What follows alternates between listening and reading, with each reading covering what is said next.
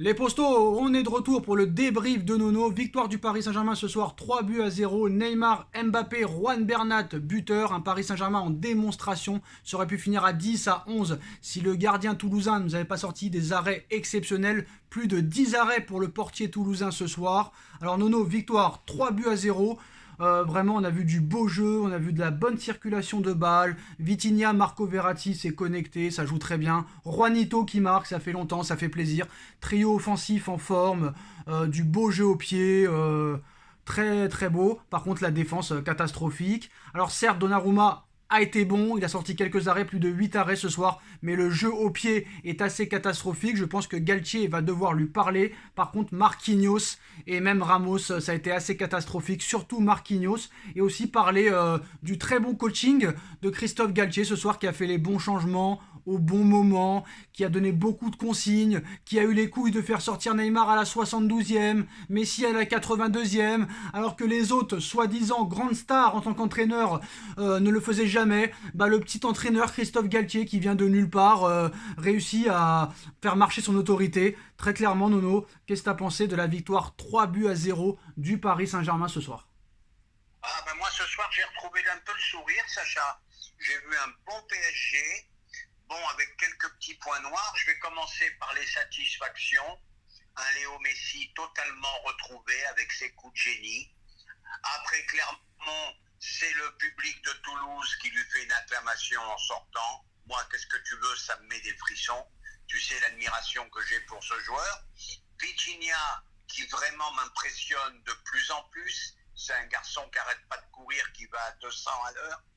Et maintenant, je vais te dire mes points noirs. Mon point noir, c'est Donnarumma. Il va falloir que Galtier lui parle. Aussi bien ses relances en premier ballon, ça a été une catastrophe, pas loin de la boulette. Ses relances au pied, 4 fois sur 5, ça tombe sur un Toulousain. Malgré ses bonnes parades, moi Donnarumma m'inquiète énormément. Après, en défense, ça a été un petit peu inquiétant aussi. Marquis, je le reconnais plus. J'ai trouvé malgré tout Ramos quand même encore en progrès. Oui, moi aussi. Au milieu, comme tu as dit, Vitinha, mais vraiment, vraiment excellent. C'est vraiment une bonne pioche. Voilà, quoi. Marco fidèle à lui-même. Neymar bien en jambes. Mbappé qui retrouve un peu le sourire. Une soirée satisfaisante, Sacha.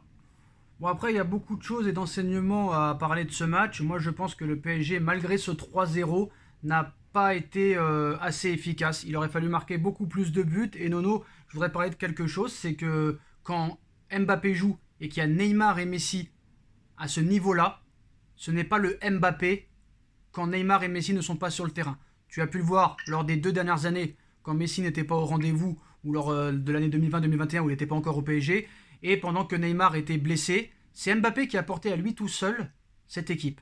Mais quand Neymar et Messi sont à ce niveau-là, Mbappé devient très personnel. Mais regarde la prestation d'Mbappé quand Messi et Neymar sortent du terrain. Mbappé retrouve son niveau de jeu. Et je pense que ça pourrait poser problème dans les prochains matchs et les prochains mois de nous. C'est un problème sans lettres. Faut que Mbappé se dise qu'il joue avec deux légendes du football. Tu as vu Messi ce soir, capable de coups de génie, en jambes, qui court.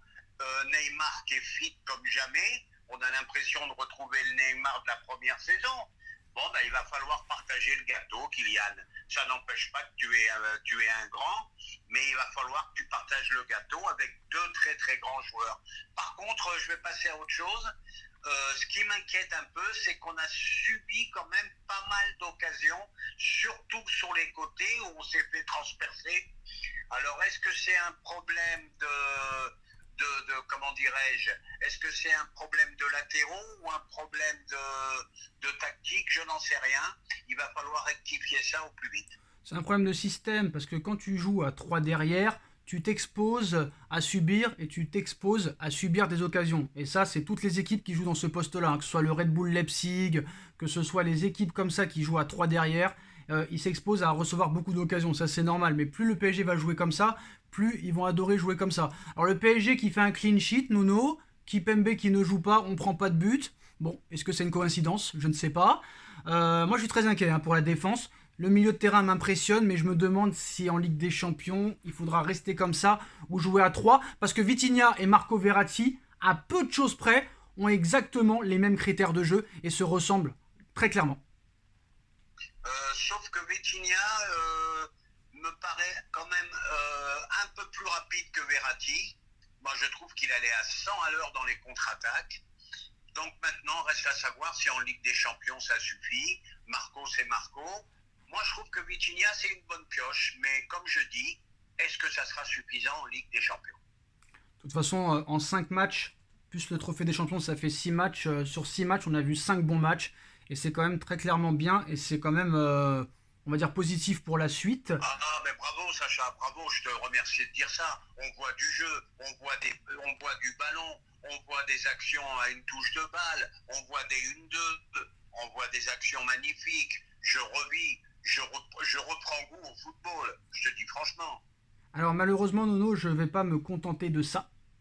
Pourquoi? Parce que on a déjà vu des entraîneurs avec qui ça jouait très très très bien. Surtout avec Laurent Blanc, les 6 premiers mois avec Tourelle, et on a vu comment ça s'est fini. Alors vous pouvez dire ce que vous voulez. Moi personnellement, dans mon petit coin, je vais rester très très très prudent et je veux continuer à juger sur les mois et les mois qui viennent. Mauvaise nouvelle, Nono, enfin mauvaise nouvelle à moitié parce qu'il y a plusieurs presses qui nous disent que voilà, Skriniar ça va être très compliqué et Luis Campos s'est arrêté aux médias.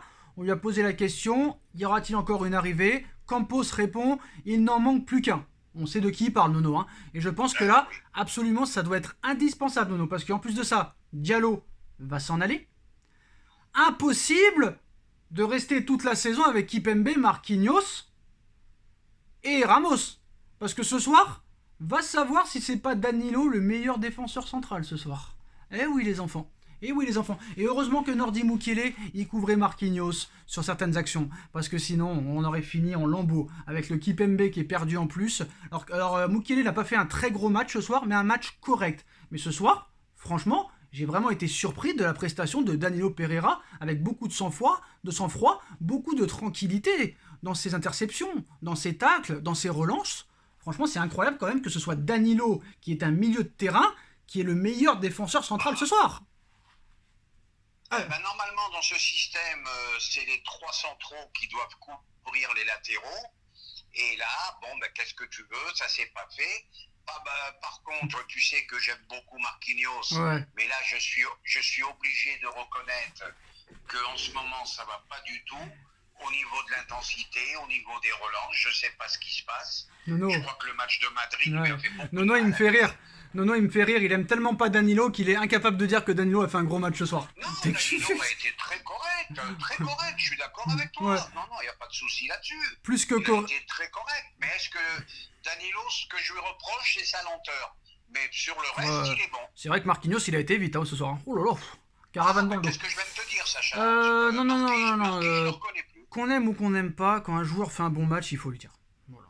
Danilo a fait un bon match. On est d'accord. Voilà. Moi, des fois, il y a des joueurs que j'aime pas. Neymar, je l'ai critiqué pendant 2 ans, pourtant je l'ai kiffé. Mais là, depuis le début de saison, il n'y a rien à dire sur lui. Il est exceptionnel. Et moi, je voudrais qu'on parle de Galtier, Nono. Il faut qu'on parle de Galtier. Parce que le gars qui te sort à la 5e journée de Ligue 1, Neymar à 20 minutes de la fin, Messi à 10 minutes de la fin, 2 stars, 2 très stars du football mondial. Le mec, le petit entraîneur qui a les couilles de les sortir. Il a fait les changements au bon moment, il a su se remettre en question par rapport au match de Monaco. Il te fait rentrer Renato Sanchez à une demi-heure de la fin, Hugo Ekitike à 20 minutes de la fin, qui a fait une très bonne rentrée, Hugo, qui a failli marquer. Très bonne rentrée aussi de Juan Bernat qui a marqué. Il a fait participer le petit Emery. Franchement, la Galtier, il s'est réveillé et surtout les consignes qu'il a données de la première à la 90e. Tu voyais qu'à 3-0, il voulait que Paris continue à marquer. Ça fait plaisir et j'espère que ça va durer. Il faut encenser ce soir Christophe Galtier, même si c'est qu'un match contre Toulouse. Franchement, même quand on gagnait les dernières, jamais j'encensais Pochettino. Là, franchement, ce soir, Galtier a fait vraiment les bons choix de la première à la 90e et a su se remettre en question. Et ça, c'est bien. Mais c'est un garçon très intelligent qui me surprend de plus en plus. Moi, je le prenais pour un entraîneur défensif. J'étais un peu inquiet, puis je dois reconnaître, le système de jeu qu'il met en place, écoute, c'est l'offensive à tout va. Moi, ça me plaît, son management me plaît. Bravo, Christophe. Voilà, rien d'autre à dire. Alors voilà, Nono, alors les bonnes nouvelles, l'option d'achat d'Abdou Diallo au Red Bull Leipzig sera de 25 millions d'euros, Nono. Donc ça c'est une très bonne nouvelle, 25 millions pour Diallo, c'est très bien vendu, tu l'avais acheté 30, donc ça c'est très bien. La position de l'Inter à l'heure où on parle est toujours aussi claire, hein, selon la presse italienne. Milan Skriniar ne partira pas, même si rien n'est joué et rien n'est officiel encore. Le club réaffirme sa position et entend prolonger son joueur. Donc c'est simple, soit tu donnes 80, soit bah, tu iras voir ailleurs. Donc je sais pas si le PSG va aller jusqu'à 80 millions. Xavi Simons qui a encore marqué, Nono, bon bref, on va passer. Juan Bernat qui a inscrit ce soir son premier but depuis août 2020. On espère retrouver le Juan Bernat des années 2019-2018. Pas de but encaissé ce soir pour le Paris Saint-Germain. Deuxième fois seulement de la saison que cela arrive en Ligue 1. C'est trop peu pour moi et il faut que le PSG continue à enchaîner les clean sheets. Nono, par rapport à la sortie de Neymar, Galtier a réagi. J'ai vu que Neymar a pris 2 gros contacts sur sa cheville. Je ne voulais pas qu'il s'énerve et je voulais le préserver. En fin de match, je voulais permettre à Messi de souffler. Donc ça, c'est plutôt pas mal. Est-ce que Kipembe doit aller sur le banc, Nono? Kipembe, on va encore lui laisser un peu de chance quand même. On va voir pour le prochain match, je pense qu'il sera titulaire. Et puis on va voir si c'est récurrent, bah, faudra procéder à des changements. Bon, ben, je reviens surtout, il faut que Galtier s'occupe de Donnarumma. Ça, il va nous arriver une couille dans pas longtemps, et j'espère que ça ne sera pas en Ligue des Champions. Et surtout, j'espère qu'il tiendra sa promesse, comme il a dit en début de saison. Si le numéro 1 n'est pas à la hauteur, le numéro 2 redeviendra le numéro 1. Voilà, très clairement. Surtout, Nono, moi je voudrais aussi parler un petit peu, parce que je regardais en même temps les images pendant mon débrief. Encore une masterclass ce soir du Racing Club de Lens. Qu'est-ce que tu penses de cette équipe? Seko Fofana qui prolonge jusqu'en 2025 au Racing Club de Lens. Est-ce que Lens peut finir dans les 3 premiers cette année? Surtout qu'ils sont en progrès depuis quelques années. Franchement, ils ont été impressionnants ce soir. Hein. Franchement, incroyable. Bah oui, bravo surtout à l'entraîneur qui se révèle être un entraîneur de qualité. Bon, bah Lens, ça va être une équipe à surveiller très près. Meilleur entraîneur de France selon Thierry Henry, Franck Hayes. C'est fort possible, c'est fort possible. Voilà, avec l'effectif qu'il a, sortir un jeu pareil, c'est qu'il est vraiment très Non, très c'est vraiment, ils ont des joueurs, le petit Wesley, là, le petit Wesley Saïd, Seko Fofana, il y a le petit Florian Sotoka là, qui va à 200 à l'heure, le petit Openda qui va à 300 à l'heure. Et franchement, c'est une équipe qui monte d'année en année. Attention à eux cette saison. Parce que quand tu vois le jeu pourri de Marseille, t'as l'impression, c'est pas parce que je suis anti-marseillais que je dis ça, hein, c'est pas parce qu'on n'aime pas Marseille qu'on dit ça, mais quand tu vois le match de Marseille tout à l'heure, Nono, t'avais l'impression que l'arbitre faisait tout pour que Marseille marque. C'était incroyable. Incroyable. Et franchement, pas la peine de jouer, il faut mieux leur laisser les 3 points directement à eux alors. Faut leur donner les 3 points. Et puis c'est terminé. C'est quoi ces conneries là? Moi je te dis franchement, j'ai pas envie de parler de Marseille. Ouais, mais ça m'énerve, ça m'énerve. Le PSG me suffit. Vraiment. Bon, bah, une bonne soirée. En tout cas, moi, je suis impatient. Il faudra regarder dans le calendrier. Hein. Je suis impatient de voir le match PSG-Lens hein, ou Lens-PSG. Ça va être un match de folie, hein, Nono, hein. Un match de folie. Et là, il risque d'y avoir beaucoup de buts. Hein. Ah, il va y avoir des buts dans les paris sportifs. Vous pouvez mettre les 2 équipes marquent. Hein. Vous allez gagner, c'est sûr et certain. Alors voilà les postos. Bah voilà, victoire du Paris Saint-Germain, 3-0 ce soir. On va se retrouver très vite, samedi soir, 21h, au stade de la Beaujoire à Nantes pour la revanche du Trophée des Champions. On va voir, on espère voir un PSG tout aussi convaincant. Je pense qu'il y aura un turnover. Je pense qu'il y a quelques joueurs qui vont souffler vu que 3 jours après, on ira à la Juve. Et après, on aura encore un match contre Nice. Ça ne s'arrêtera pas, les postos. Ça va être la folie. Voilà, les postos, victoire 3-0 du Paris Saint-Germain. Merci Nono d'avoir été là. Les postos, on like, on partage, on commente, on s'abonne. Et on se retrouve très vite pour une nouvelle vidéo, pour de nouvelles informations. Et demain, il va y avoir beaucoup de vidéos pour la dernière journée du Mercato. Est-ce que Skriniar va rejoindre le PSG? Réponse dans quelques heures maintenant. Tchuss Nono, tchuss à tous.